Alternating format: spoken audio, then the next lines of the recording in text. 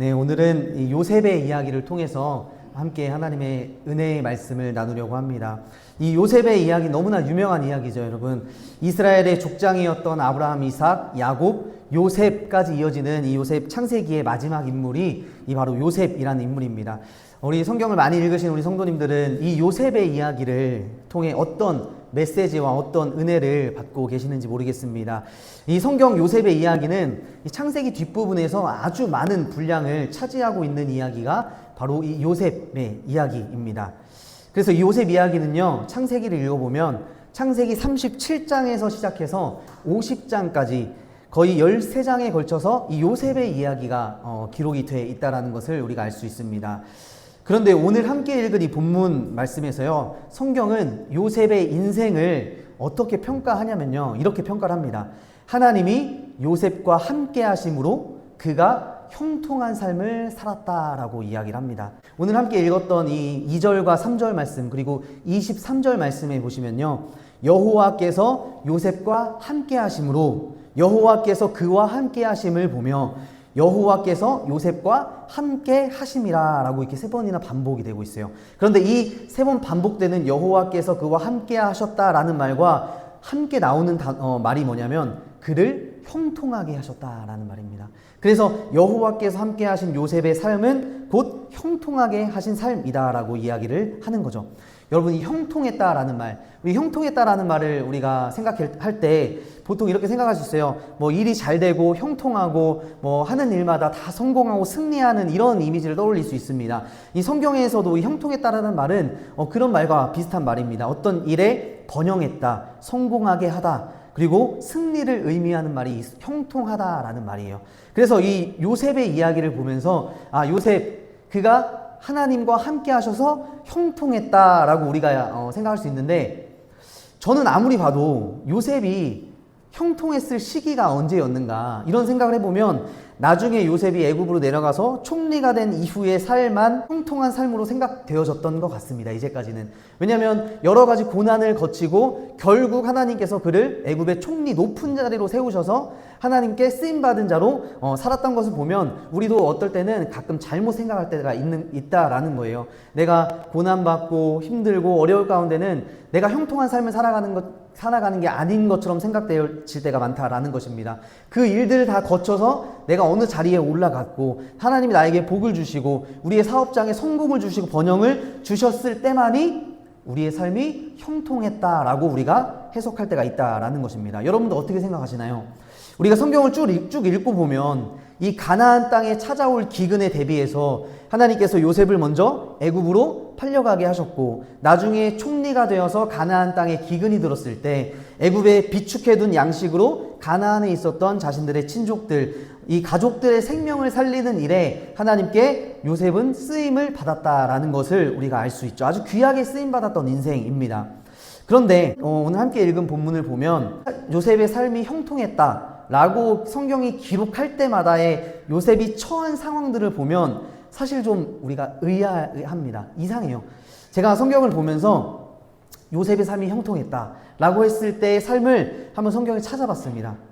오늘 2절 말씀을 먼저 보시면요, 여호와께서 요셉과 함께 하심으로 그가 형통한 자가 되었다라고 기록을 하고 있는데, 이 시점에 요셉은 어떤 상황이냐면요, 요셉의 상황은 이 창세기 37장 36절부터 이 상황이 이어지고 있는데요, 그 상황은 어떤 상황이냐면 요셉은 지금 형들에게 버림받고 미디안 사람들이 요셉을 애굽으로 데려가서 바로의 신하 친위대장이었던 보디발의 종으로 팔아버리려는 그 시점이라는 거예요. 그 시점에 성경은 요셉이 하나님과 함께 하심으로 그가 형통했다라고 이야기를 하는 겁니다. 요셉은 지금 형들에게 아버지에게 말 한마디 잘못했다가 억울하게 그리운 고향을 떠나서 이집트의 노예, 종으로 팔리게 된 상황이었다라는 거예요. 아무리 애굽 사람 보디발이 인성이 좋고 사람이 좋다거나 아니면 그 주인에 의해서 자기 생명이 보존되었다고 해도 요셉의 입장, 요셉의 상황에서 보면 이게 지금 형통한 상황이다라고 할 수는 없을 것 같습니다. 또 23절 후반절에 보시면요, 여기서도 여호와께서 요셉과 함께 하심이라, 여호와께서 그를 범사에 형통하게 하셨다라고 이야기를 합니다. 23절에 지금 요셉은 어떤 상황일까요? 성경을 읽어보면요, 지금 요셉의 상황은 보디발의 아내의 유혹을 끝끝내 물리치고 유혹의 자리를 박차고 나왔지만 보디발의 아내가 거짓말하잖아요. 거짓 증언으로 저 히브리인이 나를 희롱하려고 했다라는 그런 거짓말을 하는 바람에 지금 19절 말씀에 보면 보디발이 심히 노한 상태에 이르렀습니다. 그러니까 지금 그런 상황이에요. 지금 이 보디발이 요셉을 얼마나 총애했을까요? 요셉을 얼마나 믿었을까요? 창세기 39장 4절에서 6절 말씀 보시면요, 제가 쉬운 성경으로 찾아봤어요. 보디발은 요셉을 마음 놓고 믿을 수 있는 부하로 삼았습니다 라고 이야기를 합니다. 그는 요셉에게 집안일과 자기가 가진 모든 것을 맡겼다라고 이야기합니다. 마음 놓고 모든 것을 믿고 맡길 수 있는 사람이 요셉이었다라는 거예요. 그런데 그런 총애했던 이 보디발이 지금 열이 받을 대로 열이 받은 겁니다. 왜 그랬을까요?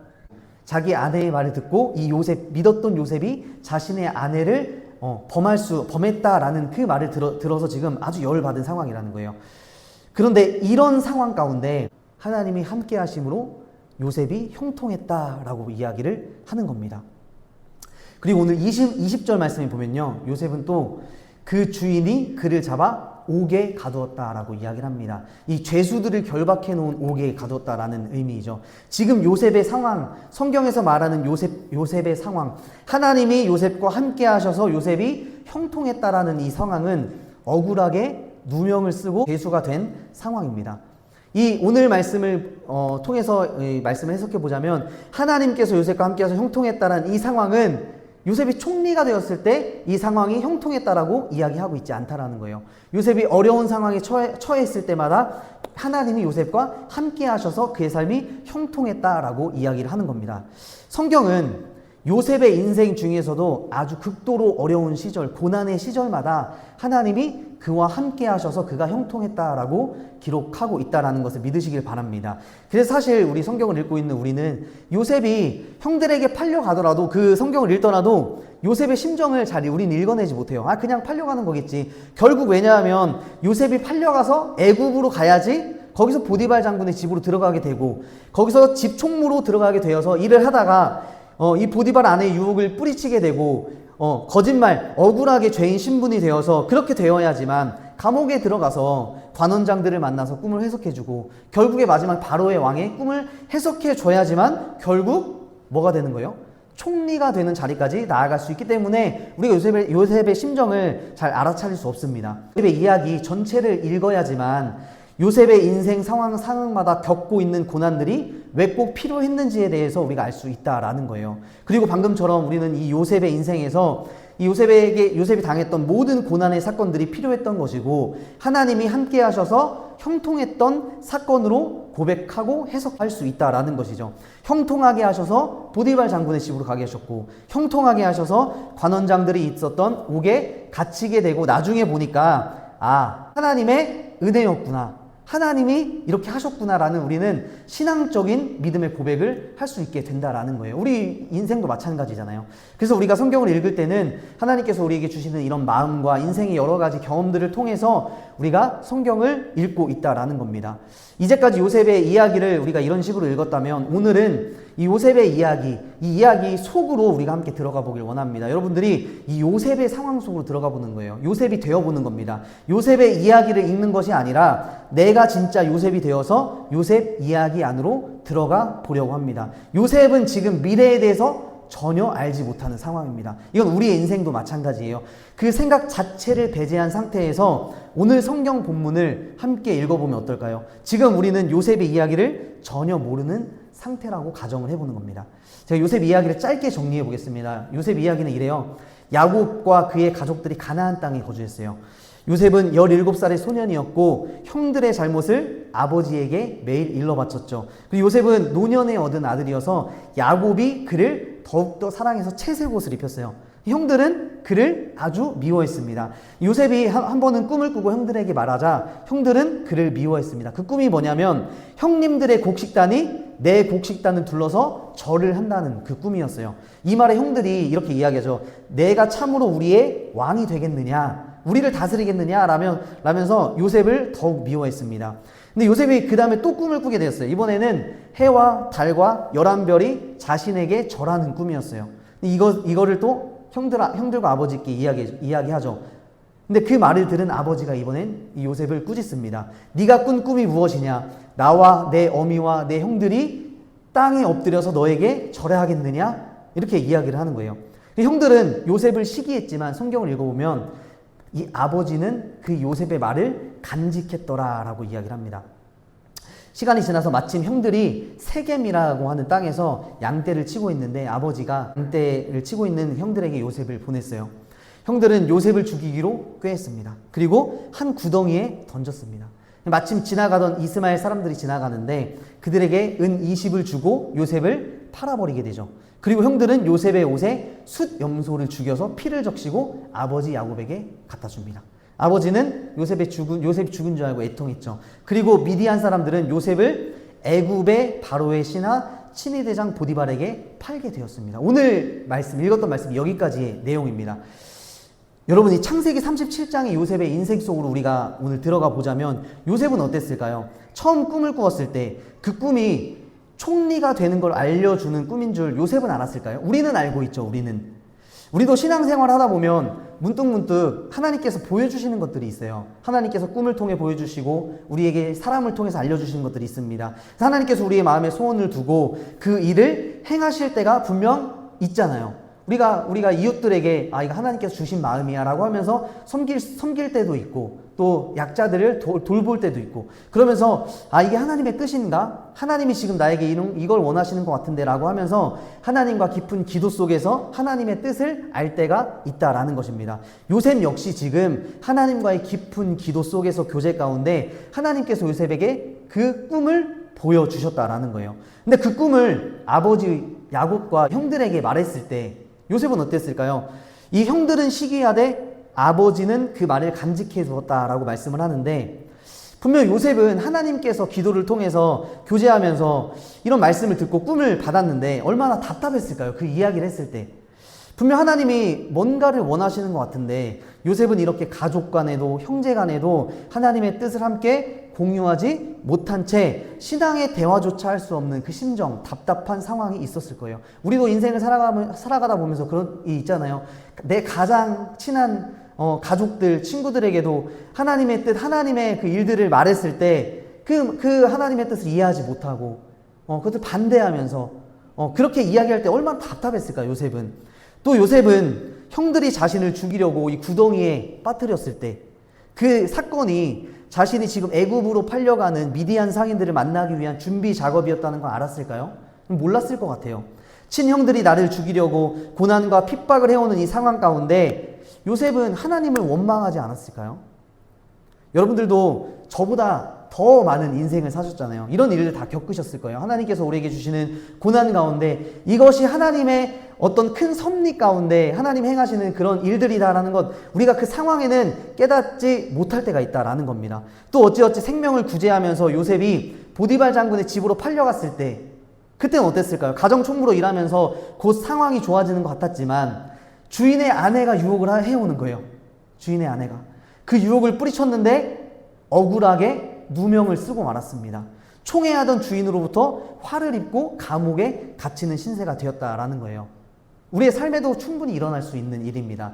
여러분, 오늘 요셉의 이야기를 통해서 우리가 함께 나누고 싶은 건 뭐냐면 우리의 삶, 여러분들의 삶도 마찬가지라는 것입니다. 여러분의 미래가, 나의 삶이 어떤 삶인지 모르기 때문에 요셉처럼 우리의 매 순간 우리의 삶에 찾아오는 두려움과 불안과 고난과 이런 모든 것들은 너무나 자연스러운 거라는 거예요. 그것이 맞다라는 거예요. 우리가 그 고난을 피할 수 없습니다. 고스란히 받아들여야 한다라는 거예요. 나는 지금 형들에게 나도 이해할 수 없는 이상한 꿈을 말하는 상황이고 형들은 지금 나를 죽이려는 상황이고 나는 지금 미디안 상인들에게 곧 팔리려는 상황에 처해 있고 나는 지금 보디발 장군 집 문 앞에 와 있는 상황이다라는 것입니다. 지금 보디발 장군의 아내가 나를 유혹하는 상황이라는 거예요. 그 유혹을 내가 뿌리쳤는데 하나님과 교제하면서 내가 하나님의 뜻대로 그 유혹을 뿌리쳤는데 억울하게 누명을 쓰고 또 옥에 갇히는 상황이 지금 요셉의 상황, 내 상황이다라는 거예요. 하지만 중요한 것은 뭐냐면요. 요셉은 이런 상황 가운데 처해 있지만 그 상황 너머에 계셔서 자신과 함께 하시는 하나님을 바라보았다라는 것을 믿으시기를 바랍니다. 믿음의 눈으로 하나님을 발견하고 바라보는 것이 우리의 신앙, 우리의 믿음인 줄 믿으시기를 바랍니다. 이제 마지막 예화를 하나 들고 설교를 마치려고 하는데요. 제가 예전에 서울에 올라와서 이제 공부를 하려고 서울에 올라와서 일을 했던 적이 있습니다. 2년 동안 제가 신문 배달을 했었습니다. 이제 오토바이를 제가 잘 타요. 오토바이 잘 타면서 배달 오토바이를 잘 탑니다. 이제 타면서 신문 배달할 때가 있었는데 총 2년 동안 일을 했어요. 정말 열심히 공부하고 신학대학원 시험을 봤는데 1년 그렇게 일을 하고 시험 봤는데 떨어졌습니다. 근데 당시 제 일정이 어땠냐면요. 주일 하루 쉬고 매일 저녁 9시부터 신문 광고 작업을 합니다. 신문에다가 이제 광고를 넣는 거예요. 찌라시라고 하는데 광고를 넣어서 다 접어서 다음날 아침 7시까지 그 광장동 주변의 아파트와 주택에 신문을 배달을 하는 거예요.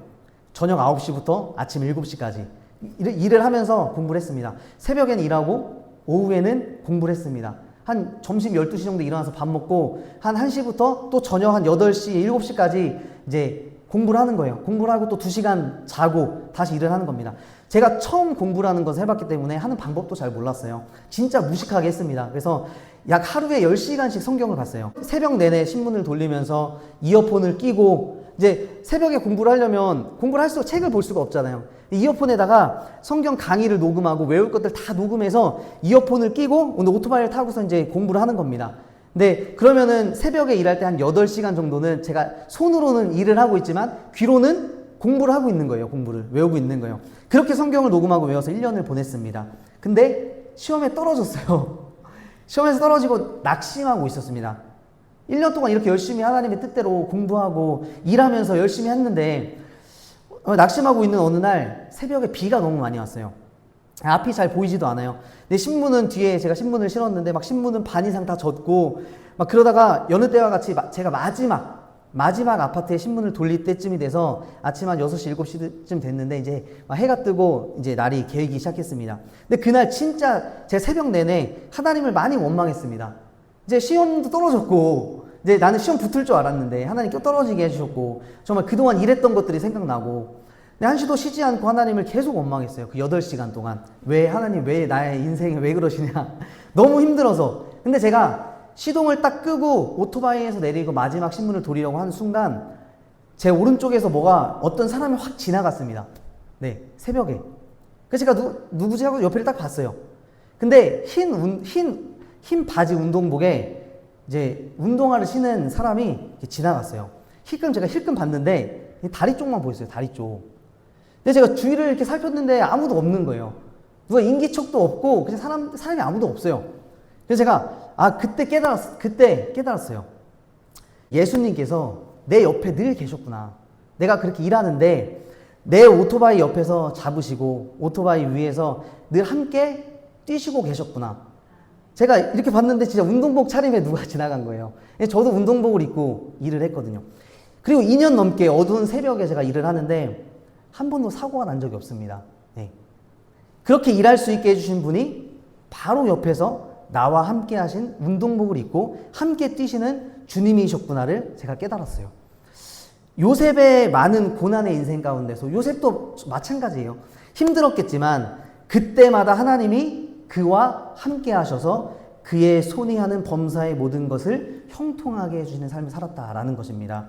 그래서 여러분 형통한 삶이라는 건 우리가 오늘 다시 이해를 했으면 좋겠어요.